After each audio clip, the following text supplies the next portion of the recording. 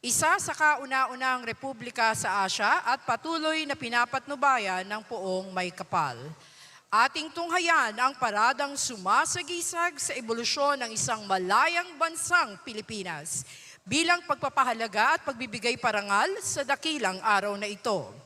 Narito po ang ating men in uniform personnel.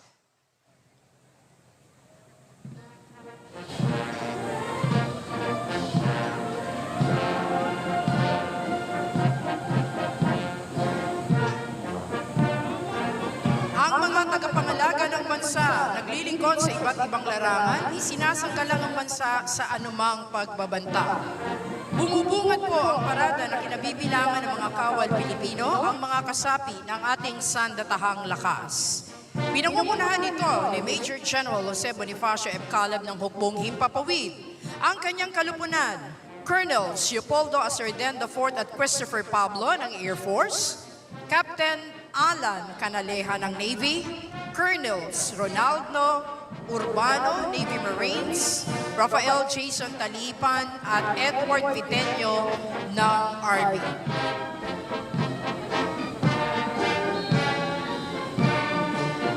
Mangyaring magsitayo ang lahat sa pagdating ng watawat ng Pilipinas.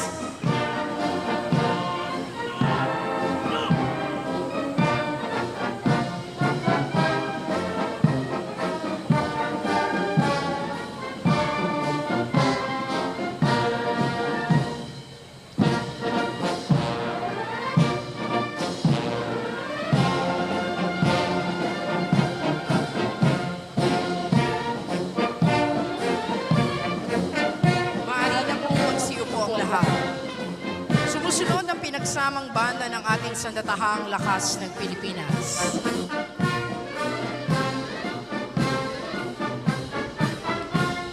Sa kasuotang gala, nangunguna sa unang brigada ang mga kawal na naglilingkod at nagtatanggol sa bawat sulok ng kapuluan, ang mga kawal ng Philippine Army. Laging nakandang maglingkod upang panatilihin ang kapayapaan, seguridad at soberanya ng bansa. Tungkulin nito na ipagtanggol ang teritoryo ng Pilipinas laban sa anumang banta. Isinasagawa mga pagtulong sa mamamayan sa panahon ng kalamidad at krisis.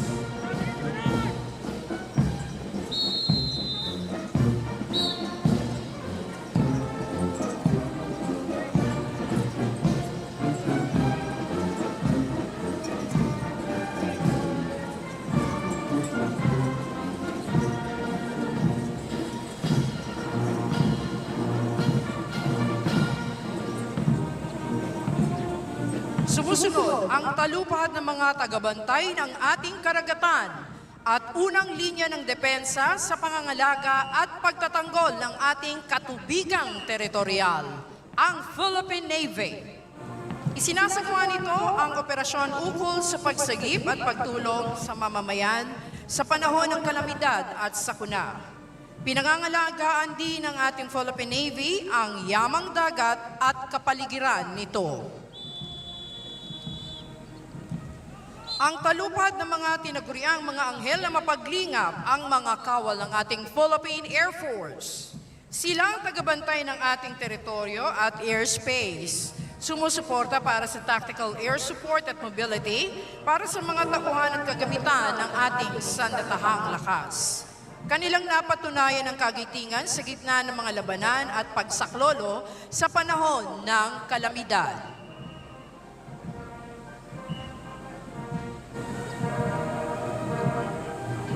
Ang pangalawang brigada sa kasuotang battle dress attire, binubuo ng Special Operations Forces o tinaguriang Elite Forces ng ating sangdatahang lakas ng Pilipinas. Nangunguna ang talupad ng Scout Ranger at Special Forces ng Philippine Army. Binubuo ito ng mga individual na nakaangat ang kanilang kasanayan.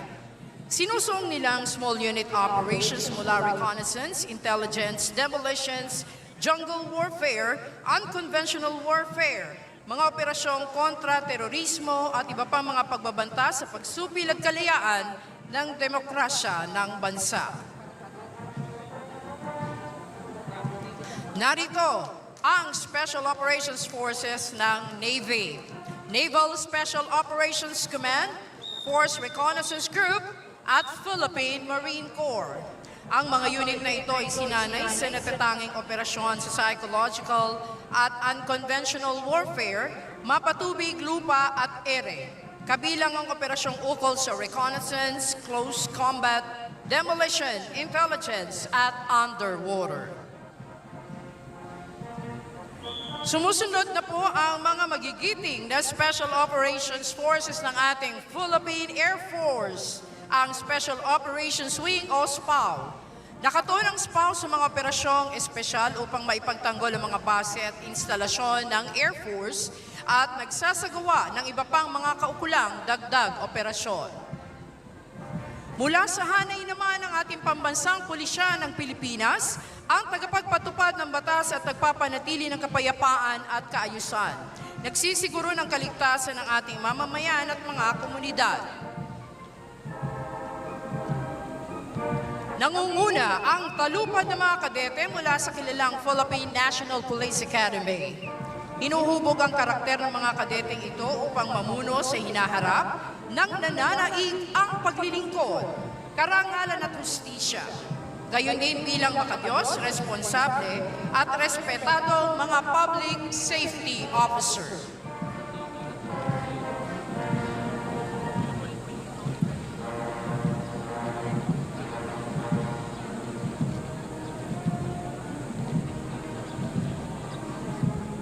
Sumusunod ang mga kinatawan ng Special Action Force, ang kilalang pangunahing maneuver unit na nakatuon sa rapid deployment sa anumang lugar sa bansa, partikular sa mga sitwasyong may panbansa at internasyonal na implikasyon kontra terorismo, kontra insurhensya, hostage rescue, civil disturbance management, search and rescue at iba pang espesyal na operasyon.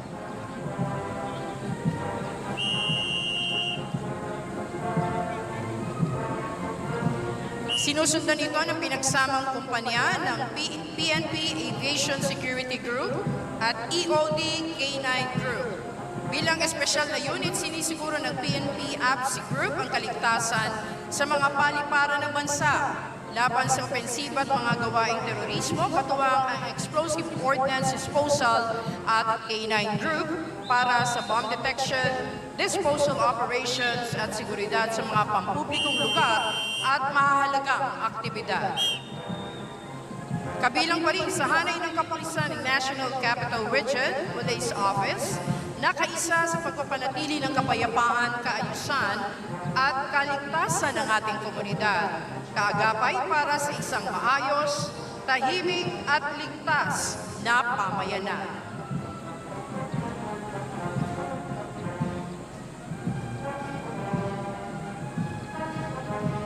Sa bawat akbang ng kanilang marcha, tanga ng disiplina, lakas at kahandaan.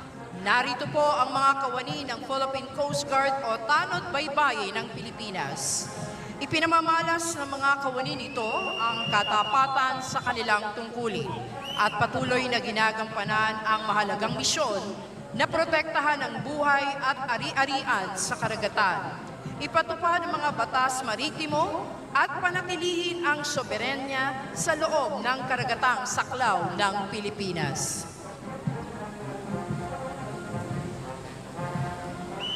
Makikita rin ang mga kawani ng Tanod Baybayin sa kanilang mataas na antas ng profesionalismo at disiplina, umaangkop sa iba't ibang tungkulin mula sa search and rescue, pagpapatupad ng batas sa karagatan, pagtugon sa mga sakuna hanggang sa pangangalaga ng kalikasan.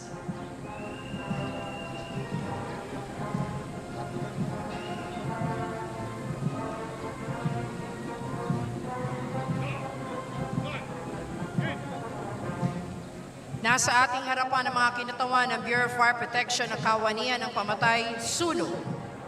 Responsable ang ahensyang ito sa pagsisiguro ng kaligtasan ng mamamayan sa pamamagitan ng pag-iwas o supresyon ng panganib at kapinsalaang dulot ng sunog. Bahagi ng pagsisiguro ng Bureau of Fire Protection ang pagtuon sa mga paalala at mga hakbangin laban sa sunog, ang edukasyon sa fire safety, fire protection at life safety systems. Ang ahensyang ito ay pinangangasiwaan ng Department of Interior and Local Government o DILG.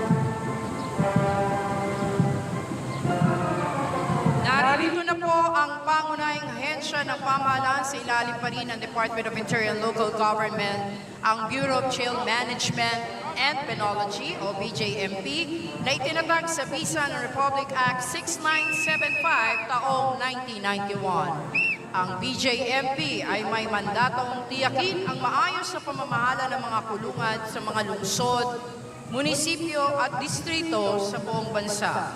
Pangunahing tungkulin ng ahensya ang pangalagaan ng karapatan at kapakanan ng mga persons deprived of liberty o PDL.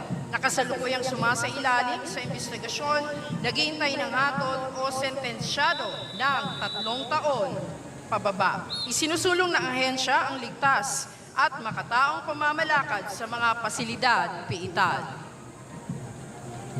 Ang mga kinatawan ng mga mahuhusay na drug enforcement officers na sinanay mula sa kilalang PDEA Academy. Sila na pangunahing tagapagtanggol ng bansa laban sa iligal na droga, ang Philippine Drug Enforcement Agency sa mahigit 2 dekada ay nagpapatupad ng mga batas kontra droga sa bansa sa pamamagitan ng pagbawas sa demand ng droga, pagpigil sa supply at rehabilitasyon ng mga biktima ng droga. Nasa ating harapan ang mga kinatawan ng Bureau of Corrections, isa sa mga pangunahing haligi ng Philippine Criminal Justice System sa ilalim ng Kagawaran ng Katarungan o DOJ. Sinasagawa nito ng buong profesionalismo, integridad at taus-puso ang hangarin at tungkuling makapagpabago at mapanatili ang pambansang seguridad sa loob ng mga piitan habang binibigyang daan ng pagbabago, reformasyon at pagbabalik loob ng mga taong ipinagkatiwala sa kanilang pangangalaga. Mga kababayan, ang mga ipinagmamalaking kagamitan sa sakyan para sa pang-operasyong pandigma at sa iba't ibang larangan ng ating sandatahang lakas kabilang ang iba't ibang hanay ng uniformadong ahensya ng ating pamahalaan. Nangunguna rito ang Sabra 105mm light tank mula sa ating Philippine Army na nakadisenyo upang makapagbigay ng mataas na antas ng mobility, firepower at protection para sa ating kasundaluhan. Sumisimbolo ito ng kahandaan, lakas at determinasyon sa pagtatanggol ng ating bayan at soberenya nito. Natutunghayan naman natin ang Atmos 155mm self-propelled howitzer. Uri ng artillery asset na long range, mabilis na gumalaw, nakakabit mismo sa truck na may mataas na mobilidad, mabilis na i-deploy, maikling oras ng pagtugon at maaaring gamitin sa lahat ng uri ng lupain.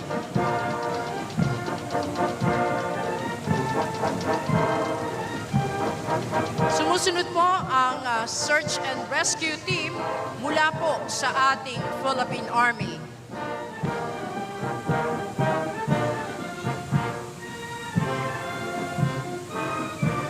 Nagsasagawa sila ng mga operasyon kaugnay po ng humanitarian assistance and disaster response.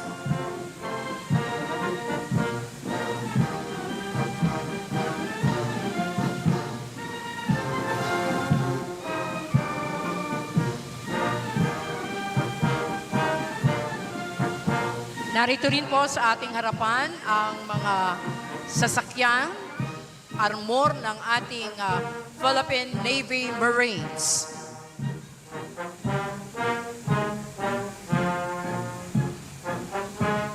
Nariyan po ang V300 at ang V150. V300, kilala bilang Love 300, 6x6 armored personnel carrier, may kakayahang magdala ng mga kawal. Ang B-150 naman ay armored personnel carrier na ginagamit ng ating Philippine Marine Corps.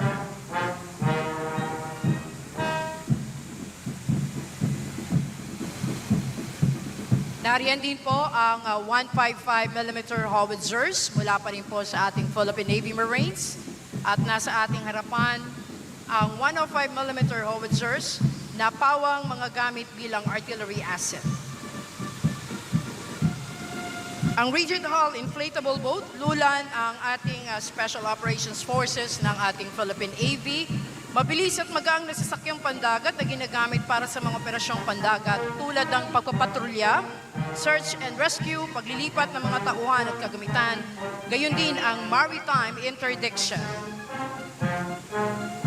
Nasa ating harapan ang C-3 van, command, control, and communication van ng ating Philippine Navy na nagpapadala, tumatanggap ng mga kautusan, pagbabahagi ng impormasyon, koordinasyon ng mga sasakyang pandagat, panghimpapawid at pandupa.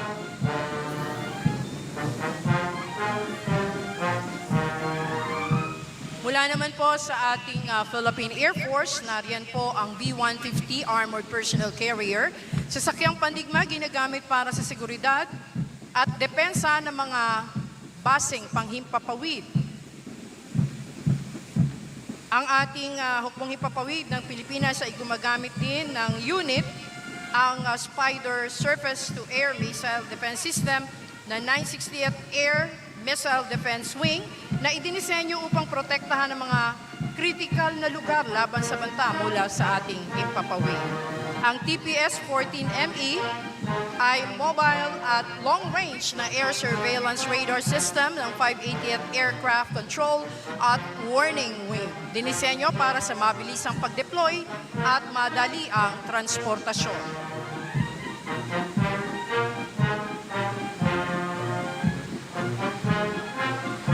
Ang mga sasakyan mula sa pambansang pulisya ng Pilipinas. Nariyan po ang ating patrol vehicle na may blinker ng pulisya at public address system. Maaring makalunan ng hindi bababa sa 12 tauhan, may angkop na suspensyon para sa kapasidad ng karga nito.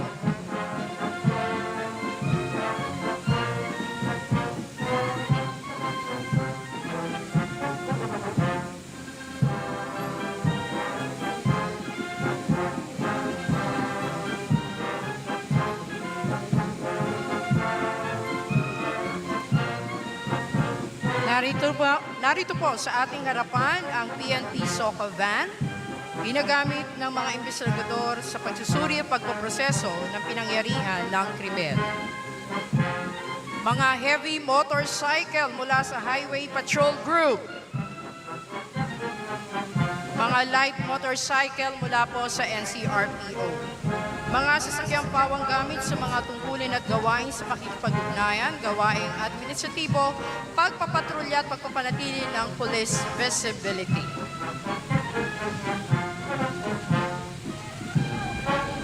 Ang PNP, CBRNE, MDS vans, napapalakas ito ang kakayahan ng mga tagapagpatupad ng batas sa makatukoy at makapigil sa pagpasok ng mga mapanganib na materyales sa mga mahalagang pambansang kaganapan.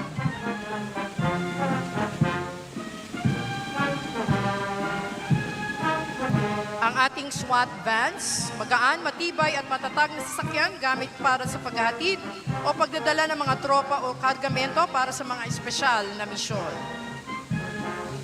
Nariyan din po ang armored personnel carrier ng ating Philippine National Police gamit sa paghatid ng mga tropa na nangangailangan ng proteksyong armor. Idinisenyo upang maiiwas sa mga operatiba para sa direktang entry assault o pagpasok ng may pag-atake sa isang partikular na gusali at iba pang barikadong instruktura. Narito po ang PNP High-Speed Tactical Watercraft, sasakyang pandagat na napakadaling imaniobra, mainam para sa mababaw na katubigan, maaring gamitin sa maritime interdiction o pagharang sa dagat, mga seaborne operation ng Special Action Force Maritime Group at iba pang espesyal na unit. Narito rin po ang rigid-hulled inflatable boats mula po sa ating Philippine Coast Guard. Sakay ang Maritime Security and Response Group, ginagamit para sa mabilisang pagtugis boarding operations at maritime safety patrol. Ang tactical jet ski, dinisenyo para sa mataas na antas ng liksi, bilis at maasahang pagganap sa mga operasyong baybayin tulad ng search and rescue, coastal patrol, interdiction, disaster response, reconnaissance at surveillance. Nariyan din po ang ating mga fire truck mula po sa Bureau of Fire Protection.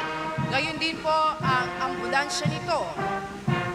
Ginagamit ito sa pag-apula ng apoy sa panahon ng sunog, samantalang ang ambulansya ay nagsisilbing mobile clinic para sa pagbibigay lunas at pagpapanatili ng buhay ng tao upang rumesponde sa komplikadong sitwasyon.